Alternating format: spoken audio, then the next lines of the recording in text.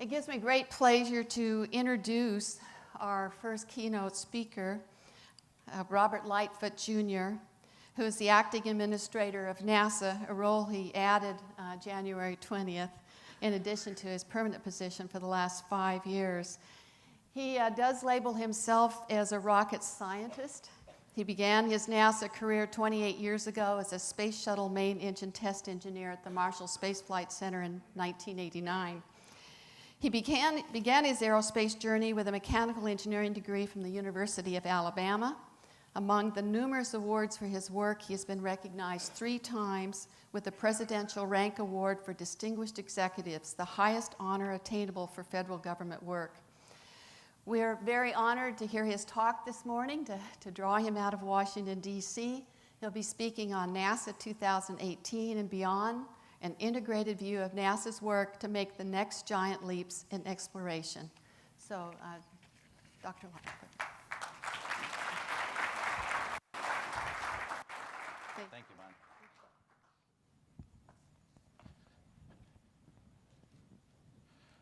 Well, good morning. Wow. Wow. I got to do better than that. Good morning. All right, thank you. I really appreciate the invite to speak. It's no secret that Texas is an amazing aerospace state. You're part of just the basic fabric of what we do in the agency, and we depend on the innovation and really the incredible education system. An education system that I'm becoming a little more familiar with. Probably one of my best friends in the world and my former deputy, Lisa Rowe. Where are you, Lisa? Where are you sitting over there somewhere? Raise your hand, Lisa, so everybody knows. If you don't know Lisa, she doesn't work for NASA anymore. She is now the chancellor at the University of North Texas. And so I'm really happy to see her here. And you guys, as part of Texas, have no idea what a treasure you've gotten as part of your education system. So I hope you guys will all say hi to Lisa while you're here. And she could probably come give this speech, what she knows and what she did as my deputy. So it's good to see her here this week. And she's telling me all about what's going on in the education system in Texas, and it's very exciting, right? Because you guys are preparing that next generation workforce that we need to do the kind of things that we're going to do long past the time that I'm here and the time that the folks that are here today are doing.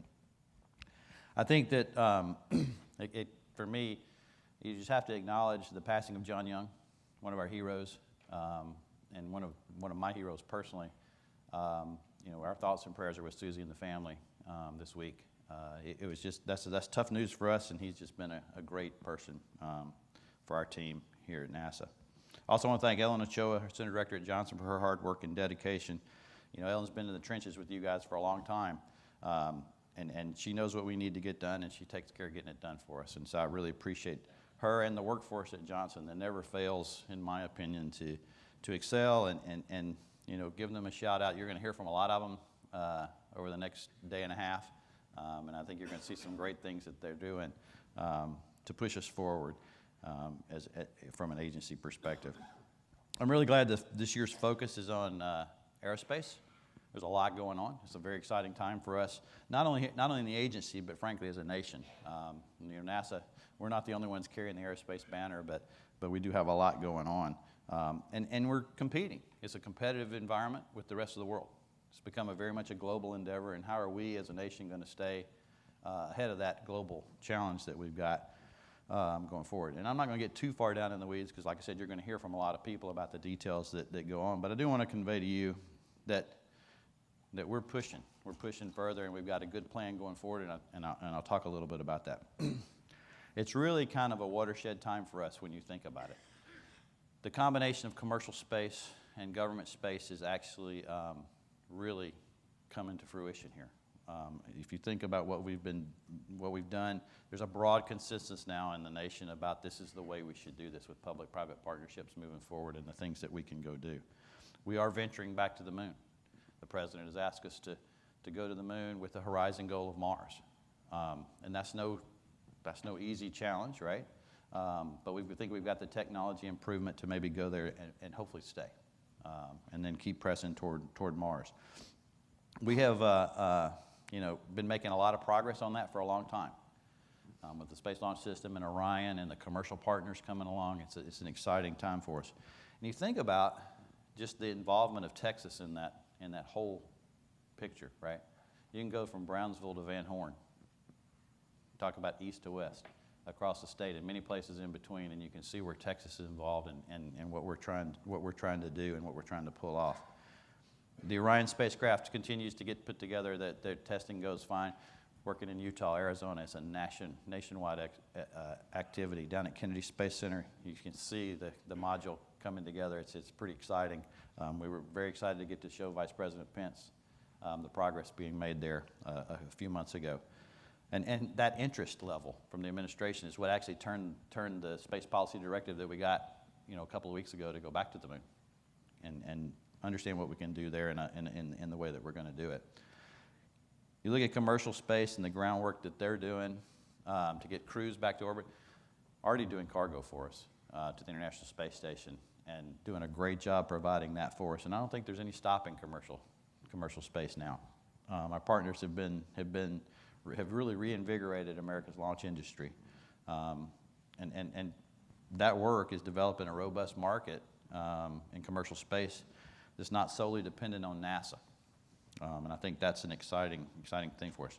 Last year we had 5 contracted cargo supply missions to the International Space Station from SpaceX and Orbital, ATK, with more coming up from Sierra Nevada and their Dream Chaser in the next set of contracts that we have going forward. And these aren't just simple trips that go up. They're taking instruments for our science and research. They're taking supplies we need to continue to run the station. I mean, they are a critical part of our infrastructure going forward. CubeSats, technology demonstrations. I think Kate Rubin's going to tell you about sequencing DNA and the stuff that she took up when she was on orbit this past year.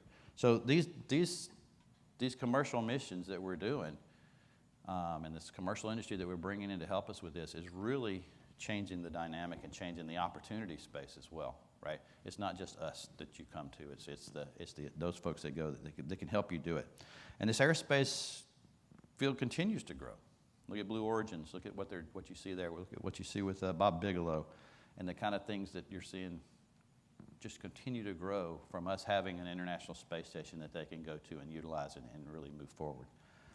And what does that mean to you here in Texas? And how do you utilize that and take that as an opportunity going forward? A lot of fascinating times there. So we're embracing that as an agency. We think that's critical to us.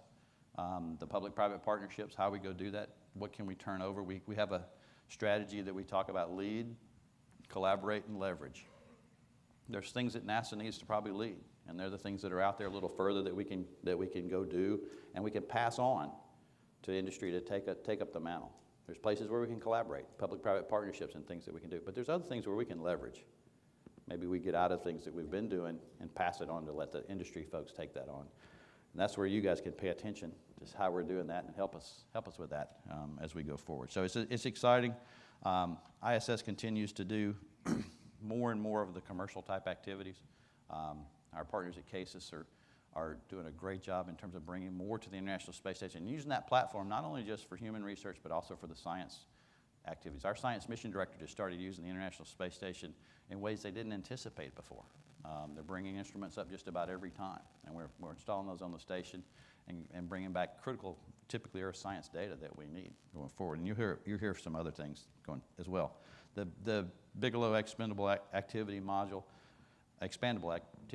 beam is what you've heard of. Has been up there over a year now, and we just said we're going to continue doing that, and we're learning more and more about how an expandable habitat can survive in the environment of space. We've accepted a proposal from NanoRacks to develop the first commercially funded airlock on the space station. And this is, again, a step in creating a new economy. NanoRacks brings things up to the station all the time that we use, where they bring people to that from a technology development and then a design capability from an agency standpoint. So again, this business of exploring is pretty strong right now. And I think it's just increasing even more and more. And this administration's push for us to keep pressing in low Earth orbit and really commercializing low Earth orbit, but also moving out into the area around the moon and on the moon is going to be something that we pay attention to over the next 4 or 5 years. Our currency, though, while we got a lot of resources and we get a lot of support in that arena, our real currency is inspiration And the inspiration that NASA brings, I think, is what we really pull on to get that next generation in here to help us do these things. And that's the part that is really important to me.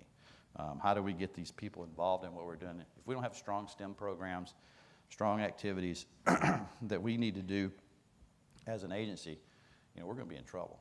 And I think that's something that this group is focusing on, and that's why I applaud you for focusing on that. And you see the universities that were listed. You guys are providing that next set of workforce that's going to allow us to do what we need to do going forward. Think about aeronautics. We don't talk a lot about aeronautics. Sometimes we forget that first day in NASA. And yet, look at what we're doing with Bell Helicopter. Look at what we're doing with the folks in DFW with the air traffic management activities. NASA's involved in all that. What are we going to do about urban air mobility? I laugh because I want my Jetson car. Those of you that know who the Jetsons are, remember the little car you could fly around in. That's what I want. I live in Washington, D.C. I'd love to be above the traffic and move around. But people are working on that. You start going to these conferences now, and you begin to see the little two-person pods. Uber is already talking about, hey, what's going to be my next version of Uber, right? It's going to be air mobility. NASA's involved in all that and the traffic management around that.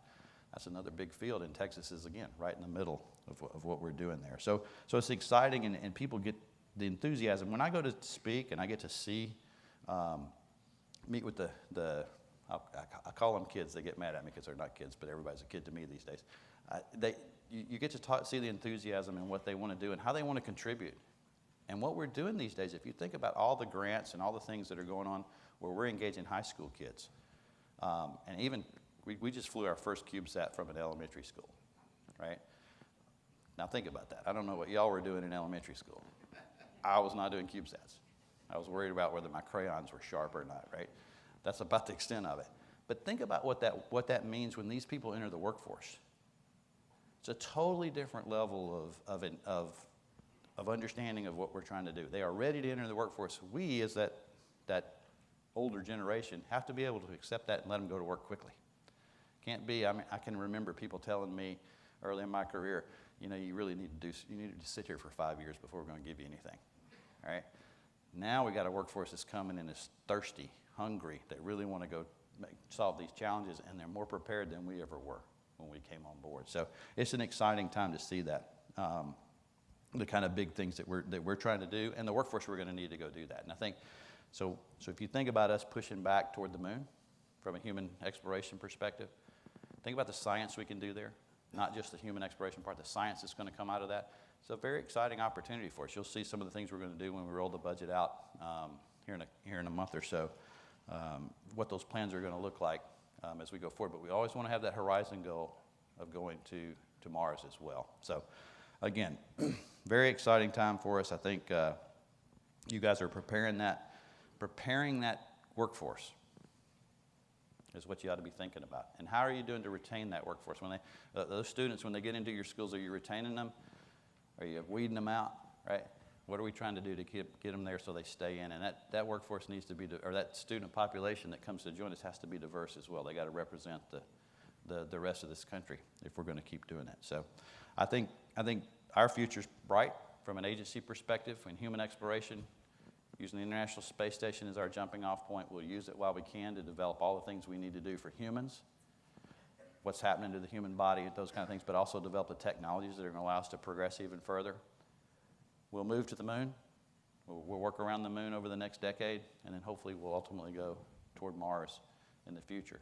That's pretty exciting. Not little steps. These are big steps for us as we move forward in the human exploration arena.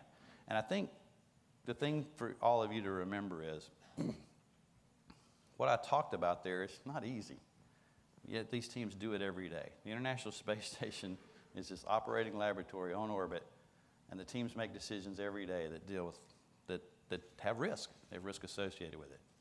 But they manage it, and they manage it well. Sometimes we take that for granted, and I don't think we think about how hard that is. And that's part of what we got to teach people. You learn from your failures, you get better, and you keep going on. And I think, hopefully, we won't ever take it for granted that we get to do what we get to do. And you guys will be part of that discussion going forward. We want to make civilization-level impacts. When Neil and Buzz walked on the moon, if you think about that, you go back to 1969, if you look at the above the fold, they had newspapers back then, above the fold headlines, they almost all said, "We did it," no matter where it was in the world. It wasn't NASA, it wasn't the U.S., it was "we did it." That's what we want to be part of. Think about the day that we go back to the moon. Think about the day we land on Mars. Think about the day one of our science missions finds life somewhere else. Civilization level impacts. All those are going to come right through Texas. Texas is going to be part of that discussion for everything we do. There's a tremendous workforce here available to us to help us solve those problems. There's a tremendous education system that will help us get the workforce ready to help us solve those challenges.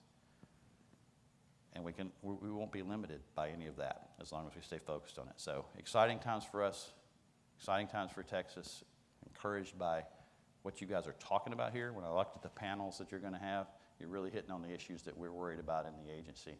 Not just the technical issues of trying to make these challenges, but where's that next generation going to come from to support us? So again, thank you for having me this morning. I think I've got time to take some questions. It's what they asked me to do. So thanks again for your time, and I look forward to your questions.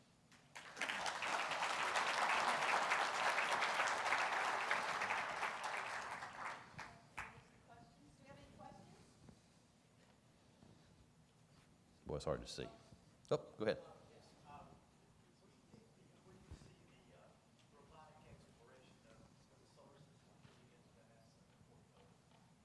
The question was, where do I see the robotic exploration portion of NASA fitting into the solar system exploration? We continue to have a tremendous portfolio in science. If you look at what we're doing, we've now been to every planet in our solar system. I'll probably break some rule here, but I still consider Pluto a planet because my teacher said it was, my very excellent mother just served us. Anyway, the pizza part at the end was Pluto. Anyway, I like pizza. So, but we've been to all the planets now, and we continue that exploration. If you look at what we're going to do, what Juno is doing today at Jupiter. We just selected a couple of missions. One's going to go to Titan. It has potential to go to Titan, which is a moon. We're going to do Europa. Europa, we think, is a very interesting opportunity for us. There's some potential for life in it, maybe not the form we think of life, but potential for life there, but still the geysers we've been seeing from Hubble. So we're designing that mission. Very complex missions. These are not easy missions anymore. Cassini just finished. It's a great mission with Saturn. We're studying our own sun, which is clearly part of our solar system. The Parker Solar Probe is going to fly just this year. So there's a lot going on. We're going to send InSight to Mars this year. So our planetary, our robotic exploration is important. I kind of consider our robotic exploration our scouts. This is Scout program. We're going to send folks, or send these robotic probes that are going to tell us things that are going to help us when we bring humans. If you look at Mars 2020, which is the next rover that's going to go to Mars, similar to Curiosity, built kind of off the Curiosity frame. We actually have a measurement on there called MOXIE. And MOXIE is going to pull out of the atmosphere of Mars and see if we can create oxygen. So again, we don't need that for science, but we will need that if we're ever going to take humans to Mars. So that's the kind of stuff we're doing. I think the planetary programs, or the work we're doing in science is very robust right now and has a tremendous opportunity. For me, right, as an engineer, those are the things where I kind of turn into the hobbyist, right? I just love the images we get. I just love the discoveries our teams make from that standpoint, and we'll continue to do that. And the moon now will be probably a stronger part of that in terms of what we learn there. Oop, there we go. I don't know if it's on, but just yell. Doesn't work.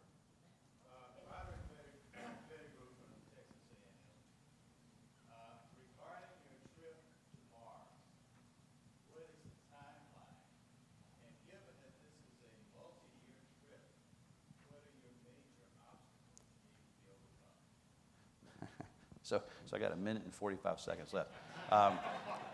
So I think the timeline, we're probably, from a perspective of now pivoting back to go really develop what we're going to do around the moon, the timeline is it won't be any earlier than the mid-2030s from that standpoint, but we're going to focus on getting the technologies ready.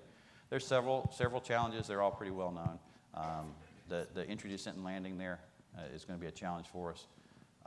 To date, we've only landed basically 1 metric ton on the surface there, and you take humans, it's going to be a little bit more than that. So those technologies have to be developed. The radiation protection for the crews during that transit, and then making sure the crews have the capability once we get there to be able to function. And then, frankly, getting back off the surface of Mars to come home are going to be that's the ones that pop into my head. But there's more than that. You know, if you saw the movie The Martian, it was a really great movie, I thought. And if you hadn't seen it, I don't want a spoiler alert, but when it starts out, they already have all that infrastructure there, and I'm like, that's not fair, right? Because we have to put all that, we have to get all that there. But it's a very similar challenge, is making sure we've got the infrastructure there to support the humans. But those are the big ones to me as we look going forward. Environmental control and life support systems are going to be a challenge. Today, if you look what we do on station, they don't last long enough for us to go to take a Mars trip today. So working on that particular piece, that's what we're using the station for. I mean, the station's been a great opportunity for us to test those. Maybe one more? You good? Oh, Buzz. Give us a quick status of lunar resource prospector. Yeah, so we're looking at, one of the things we're trying to do is what can we pull from the moon, right? We wonder if there's ice there that we can use and then use for potential propellant, right, for future use. So we have you'll see in our budget proposal, we're looking at what we can do scientifically from the moon as precursor missions against scout missions going forward. So we're still working on those missions and what they might be going forward. And I think you'll see that there's a couple of opportunities there, not just from the prospecting of the potential hydrogen and oxygen we can get from the water, but also the scientific value of can we get in those, what's in those craters and what's down in there. So they're not going to be as easy, we think, to get in there. Part of it is just saying, can we even get there first, right? And then we'll worry about mining out of there. So it's part of our plan for that, for sure. Well, look, thank you guys very much. I appreciate your time, and good luck with the rest of the conference.